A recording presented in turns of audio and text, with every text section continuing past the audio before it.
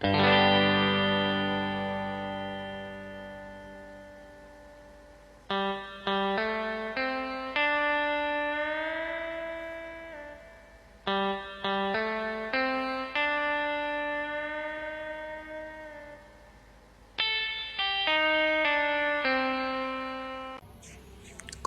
tanpa buku. Pernahkah kau ke toko buku, perpustakaan, atau taman bacaan? Tidakkah kau merasa istimewa ketika berada di dalamnya? Di sekelilingmu ada berbagai tokoh dari dunia nyata dan hayalan, tempat yang pernah kau kunjungi dan yang belum. Informasi dan cerita dari masa lalu, masa kini, dan masa depan. Semua berpadu, semua berada di dalam genggamanmu. Saat berada di antara buku, tidakkah kau merasa menjadi raja dan ratu?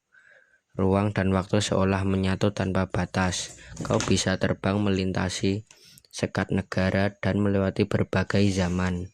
Kau bisa menyelam ke dalam samudra, melayang di angkasa, bercanda dengan aneka satwa, dan berkelana di tengah padatnya kota, juga di rimba raya. Kau tahu, buku adalah jendela dunia, kunci pengetahuan, dan pintu wawasan. Muhammad Hatta, sang proklamator, berkata, "Aku rela dipenjara asalkan bersama buku, karena dengan buku aku bebas." Melalui buku, manusia terbebas dari ketidaktahuan. Tempat-tempat yang dipenuhi buku adalah harapan berkembangnya pengetahuan dan wawasan. Apa jadinya jika kota tanpa buku? Pantaskah dia disebut kota? Di kota itu mungkin kabar datang dari sumber lain, dari koran, televisi, atau internet. Mungkin informasi dan cerita datang dari cerita nenek moyang, berbagai dongeng-dongeng sebelum tidur. Irama warganya pun tiada beda.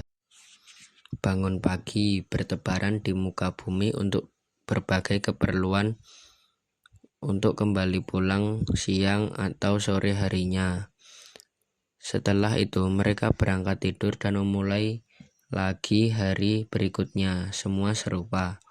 Di kota itu mungkin ada bangunan bernama perpustakaan. Di dalamnya buku-buku berderet dalam rak yang tak terjamah.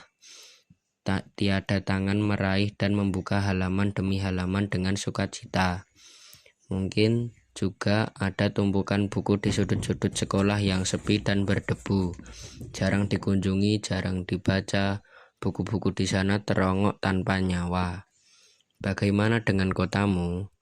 Mungkin kau tinggal di tengah kota yang megah atau di gang sempit, di desa terpencil, di sisi pesisir, atau di kaki gunung. Adakah perpustakaan, taman bacaan, atau toko buku di dekat rumahmu?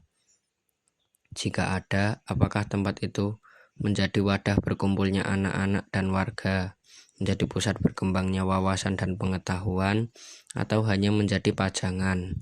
Maukah kau menjadi orang yang menghidupkannya? Kau bisa mengunjunginya dengan mengajak teman-teman membaca dan berbagai cerita di sana. Jadikan tempat itu sumber kegembiraan dan pengetahuan. Jika tempat itu belum ada, maukah kau menjadi orang yang memulai menghadirkannya? Kau bisa mulainya dari sebuah sudut di teras rumahmu. Ajak teman-temanmu mulai langkah baru. Jangan biarkan waktu berlalu tanpa buku. Siapapun dirimu, bersahabatlah dengan buku. Dia akan menjadi teman setiamu sepanjang waktu.